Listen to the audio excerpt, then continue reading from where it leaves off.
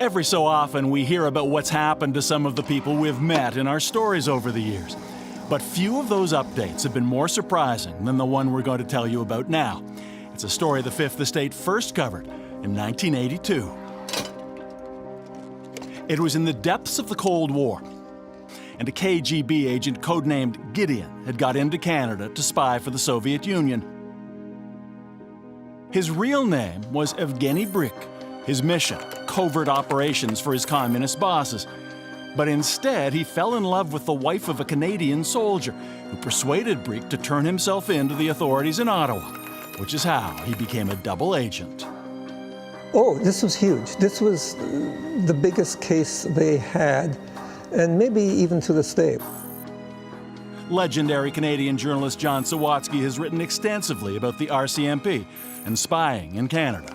It was the biggest case because Gideon was what's called an illegal. The illegals are people who take a false identity. They slip into the country and assume the identity of a dead person or somebody who's left the country. You know, and there's no way to trace them. Gideon betrayed his country, spying for the RCMP, sharing secrets with Canada about his Soviet masters. But then, in another incredible twist, Gideon himself was betrayed by an RCMP officer. The Mountie's name was James Morrison, a corporal at RCMP headquarters in Ottawa. For a few $1,000s from the Soviets, Morrison exposed Gideon. Then, in 1955, Gideon was called back to Moscow, and everyone believed his execution. I mean, it was just assumed he'd been executed. You know, I bought that assumption, you know, and I think the Mounties accepted that. That saga of betrayal and treachery lay buried for 3 decades. But then, in 1982, James Morrison, wearing an awkward disguise, decided to come forward and speak publicly to Fifth Estate host Eric Malley. Do you think there's any doubt he was killed? I wouldn't know, but that would appear to me to be their standard policy. How do you describe what you did? What word would you use? The word traitor? Well, you can do what you like with that. What do you do with that word? I do nothing with it. Is it your word? Is it a word for you? I don't consider it a word for me. Why not? I don't. Why not? I'm not going to belabor the point. I'm just saying I don't. You took one of the most sensitive operations Canadian security had ever run, an opportunity to find out about Soviet intelligence. It probably resulted in a man being killed. You did it for $3,500 paid to you by the Soviets, and you don't consider yourself a traitor? I wouldn't apply that word. Whether James Morrison wanted to describe himself that way or not was irrelevant. Following our broadcast, he was arrested, put on trial, and convicted. A former RCMP officer, James Morrison, has been sentenced to 18 months in jail. In the 1980s, Peter Cronin was one of Morrison's defense lawyers. Today, he laments his client's decision to appear on the Fifth Estate. I would have told him on no uncertain terms, don't go on that show. He'd have nothing to gain and everything to lose. In the end, for selling out the identity of Canada's most important double agent, James Morrison never went to prison. He spent only a few months in a halfway house before being released. And even his own lawyer assumed the man Morrison had betrayed, the spy codenamed Gideon, had been executed by the Soviets long before. At that point, what did you believe had happened? Well, I mean, we really didn't know because, of course, at that point, the Soviet Union was still the Soviet Union, and information, the flow of information out of the Soviet Union was heavily guarded. We were operating on the assumption that he probably had been executed. But whatever the conventional wisdom had been for years, in 1992, 4 decades after Gideon last was seen and presumed dead, something astounding would happen that no one saw coming. Former Canadian security officer Don Mahar was at CSIS headquarters in Ottawa that day. Tell me about that phone call. That was my Director General, Jeffrey O'Brien, calling me down to his private office. Called and said, listen, we've got something we would like you to look at. And Jeffrey handed me this telegram that had just come in from London, England. And as I read it, the first thing I thought is that they were joking with me. British intelligence had contacted Canadian security officials after a man appeared at the UK embassy in Lithuania, claiming to be Gideon, the double agent believed killed in Moscow so many years before. To Don Mahar, it seemed impossible at first.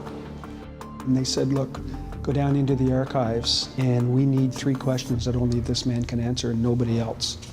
So these are going to be the proof that he was in fact still alive. Yes, that's right, Bob.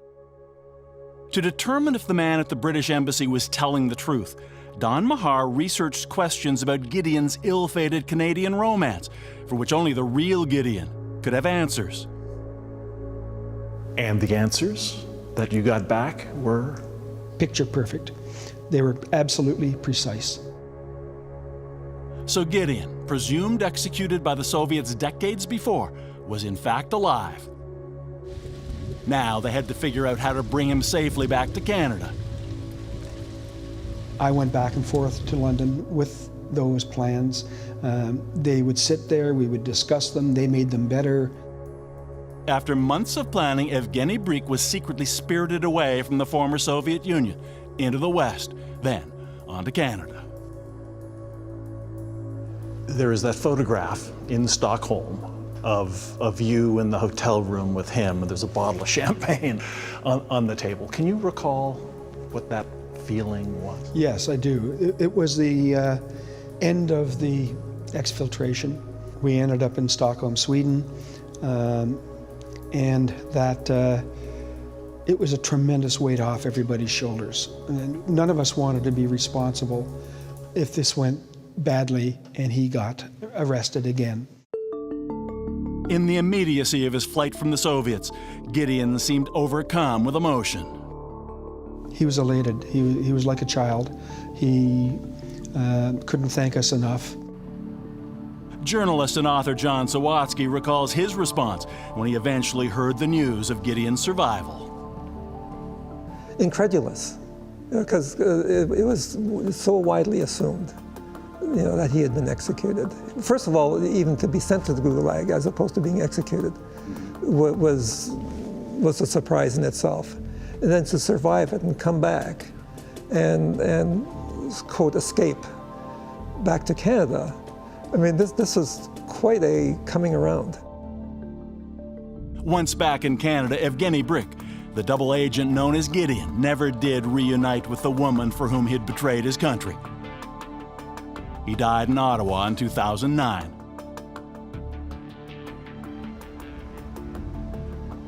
James Morrison, the Mountie who betrayed Gideon, lived out his final years alone. After his release from custody, he eventually moved to the basement apartment of this house in Victoria, BC. Morrison's lawyer Peter Cronin still practices law in the capital and only learned this year from us that the man betrayed by his client had not in fact been executed in Moscow. I was thrilled to hear that he wasn't. So it's a nice thing to hear at this stage. He recalls his final meeting with James Morrison, who seemed almost relieved the secrets of his betrayal were finally out. One thing that really stayed with me, it was the first time I saw him smile. And so I think that ultimately, I think he felt like he was able to lift this incredible burden off of his shoulders and get on with the balance of his life. James Morrison died in 2001. He was cremated, his ashes scattered in an unmarked common grave. There was no music, no eulogy, no prayers. His younger son was the only person present, though he apparently had neither forgotten nor forgiven his father's treason. It seems James Morrison would often use his little boy as a kind of decoy on his spy missions. Morrison used to take him out in the family car and go to KGB meets with his son there. The reason being that if the watcher service would see Morrison going by with family in the car, well, he's not going to be doing anything that he shouldn't be. And so this younger son identified 3 separate times and 3 separate places that Morrison took him during his Russian meets. That says something. Sure does. But they're both traitors, right? They both betrayed their countries for reasons that are the lowest reason you can have, for personal gain. That's why you're betraying other people. And both of them had taken an oath. Both of them had signed documents to remain secret, and both of them had violated that. The difference is one is our traitor, the other is their traitor. If you're curious about what's become of many of the other people we've interviewed after the Fifth Estate cameras went away, we hope to feature more updates in a future episode. And of course, we're always looking for new stories to investigate. So please get in touch with us with your tips and suggestions at fifthtips@cbc.ca. Dr. Corrin. We'll ask the tough question. Doctor, you can't simply walk away. These families deserve some answers. You as a reporter want to make up some bullshit. We'll show you the drama. Get out of the car! And we'll bring you the unforgettable interviews. You had a video of the mayor of Toronto smoking crack. What about my life? What about black people's lives? We matter. No justice, no peace.